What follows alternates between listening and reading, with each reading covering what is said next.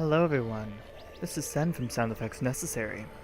Now, I was recommended this game by my good friend Marley. She's the one who did my channel art, and it looks wonderful. And she recommended March of the Living based off my Oregon Trail playthrough. It's a pixel style zombie survival roguelike horror game. So, I'm pretty excited to play this because this looks really good.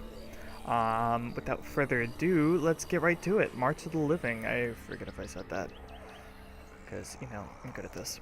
Alright, so 10 health. That's pretty cool. 10. That's a good number. Steadfast and decisive. Greg might not be the luckiest man alive, but when his mind is made up, there's no dissuading him from his course. He'll stop at nothing when it comes to finding his ex-wife and child.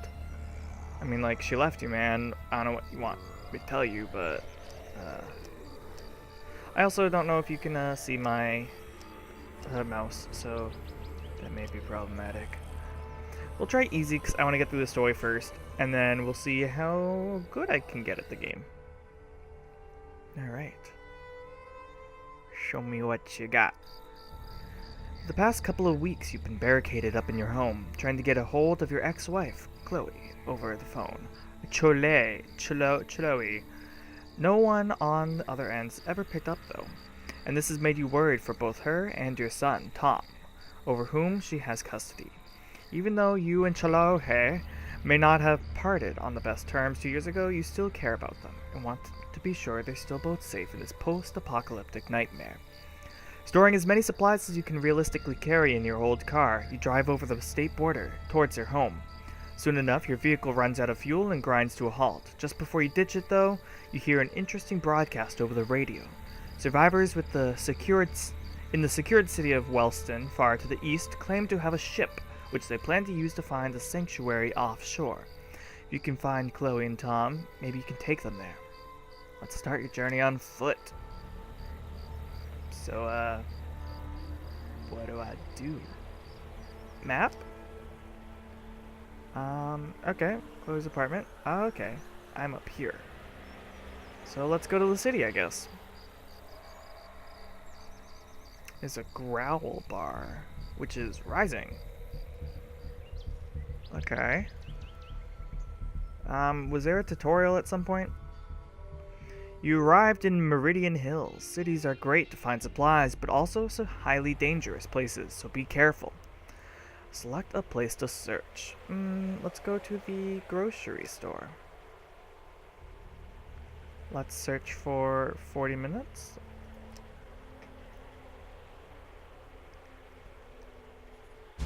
You made too much noise while scavenging. Select an action.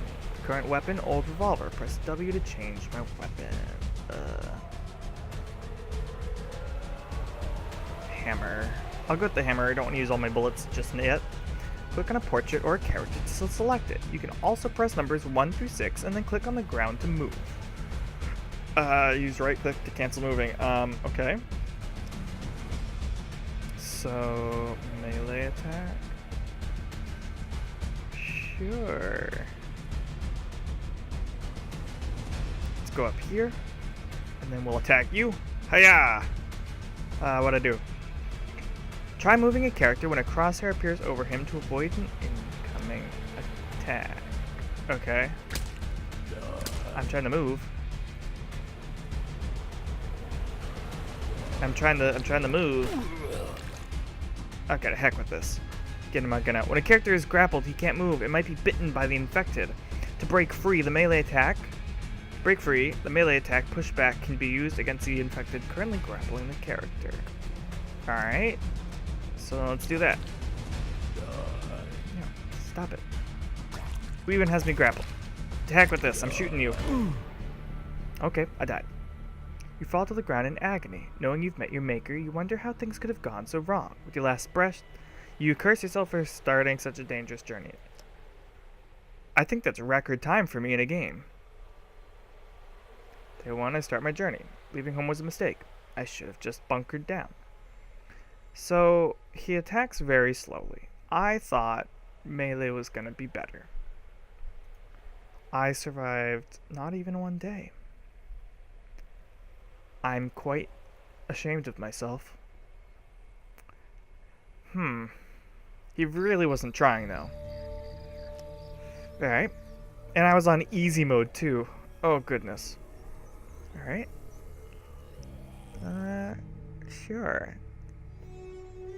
I guess we'll try again. We don't need so much exposition this time. I'd like to start my journey on foot. And this time I'm gonna go...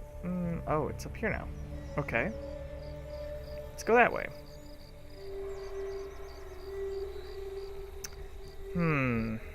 I have 5 apple. Oh. What's my weapon? Old revolver. Character selected. Look at the bottom of the screen to see hit chances for the current attack. Okay. Hit chance. It's all down there, but sure.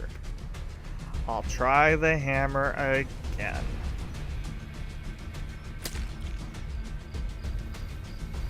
Hiya. Take that. Take that. Some of that. Alright, so that worked out better, but...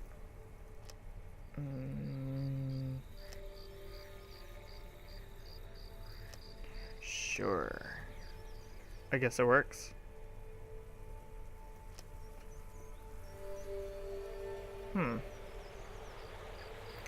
Alright, this game is a little perplexing. Cries of agony attract your attention from just over a rise in the road, where you spot a man sitting down. You move closer but suddenly halt as you realize that past the bump, the road is completely lined with small, sharp wooden stakes. And not only that, the man's body has been impaled by the stakes in several places. Feet, hands, buttocks. Just look at the pain this man is in. Makes you cringe. Let's try to lift the man out. You attempt to make your way over to the wounded man, but in your haste, Greg somehow manages to step on one of the stakes. This sends spikes of pain straight up his leg, causing him to cry out. Greg pulls his foot straight out and back away from the field of spikes. This man can fend for himself. You now have your own problems to deal with. Oh, I was trying to be nice. Everything you do during a journey might influence how the game ends. Really? Alright, we're going up there. What does the growl meter do? Click this button to make it faster.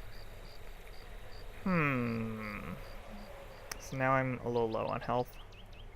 I lost 2 health points, so I'm stepping on... Ooh, the smell of rotting flesh suddenly fills the air. Cool. I'm gonna get you. I'm gonna get you. Whack. Fatigue makes combat more difficult for your characters. Move the cursor over character's portrait. Okay. Could you have told me this before I started to attack? Smack. Take that. Ooh, pistol bullets. That means that I can use my pistol. And so I'm here. So now I want to go up here? Sure. Boop, boop, boo. Walking on the road. Boop, boop, boo. I'm apparently really hungry. Eat. Yes. And rest. Hunger reduces a character's health points, and fatigue increases faster. Keep hunger below 100% to avoid such penalty. Alright. Aw, he's sleeping. Probably shouldn't do that right in the middle of the road. But oh well. Time to get up. Nighttime is the best time to travel. Because the zombies can't see you. You see a man carrying a deer. Aww, I love deer though.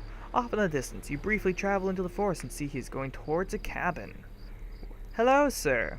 Try to sneak up behind the man and see what he's doing to make too much noise. You know, if you're trying to sneak up on me, you gotta do better.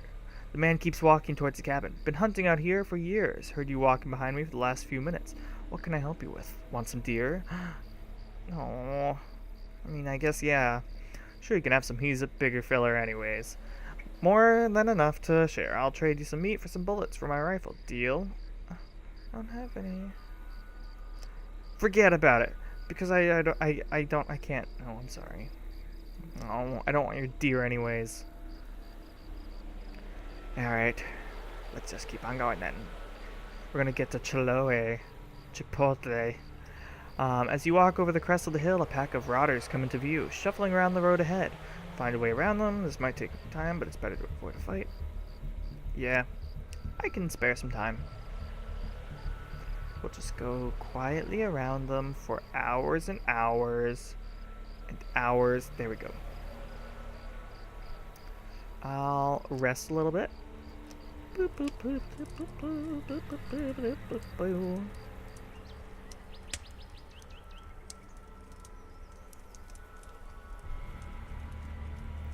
Wakey wakey, eggs and bakey. And let's eat. Yeah.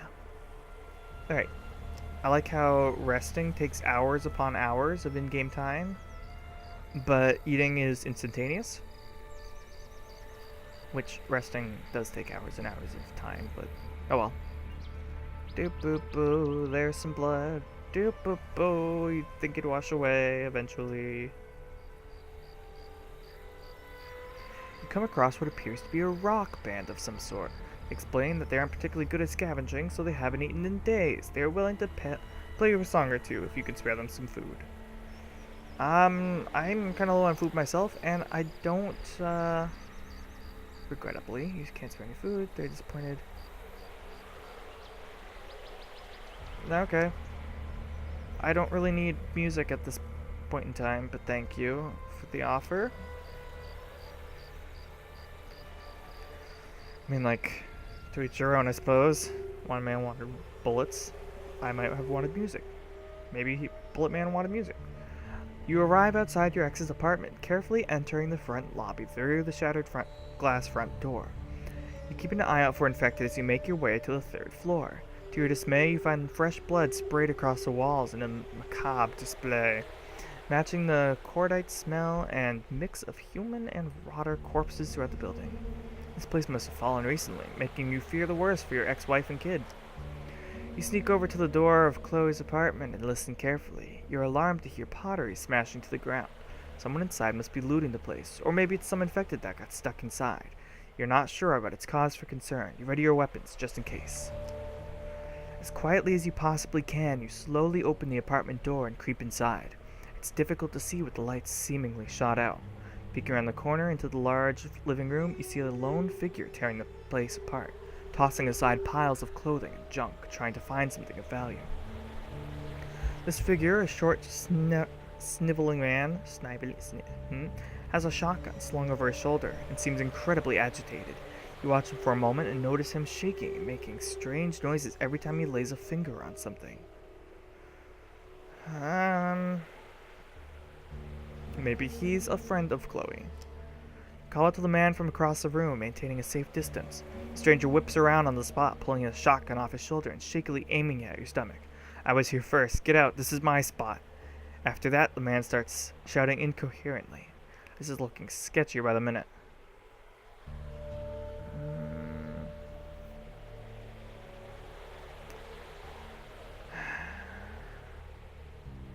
I'll explain.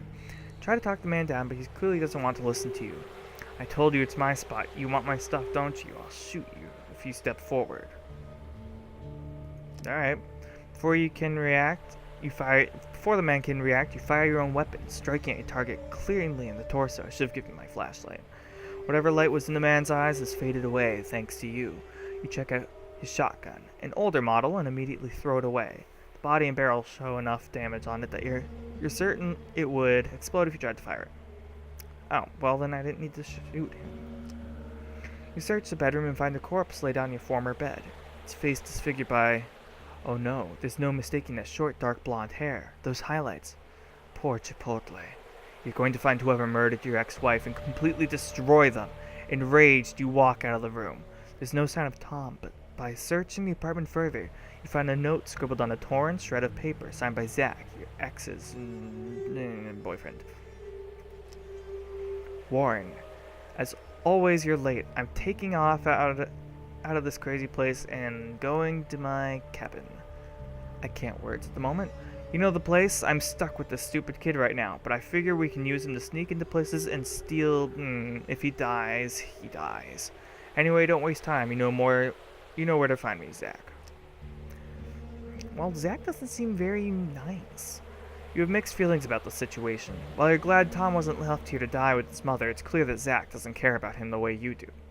You know all about the cabin Zach is talking about, considering it used to be yours before it was taken in the divorce. You remember Tom complaining about how dirty it was when he was taken there by his mother last summer. The fact that Zach isn't taking care of the place pisses you off. Head to your old cabin. Your map will be updated in Zone 3. Alright, so... can I pause? Yeah. So... poor Chipotle. It looks like we're off to find my son, but we will do that in the next episode. So thank you all so much for watching. Please like, comment, subscribe. It helps me find my son, and I hope you find your son too. Enjoy, everyone.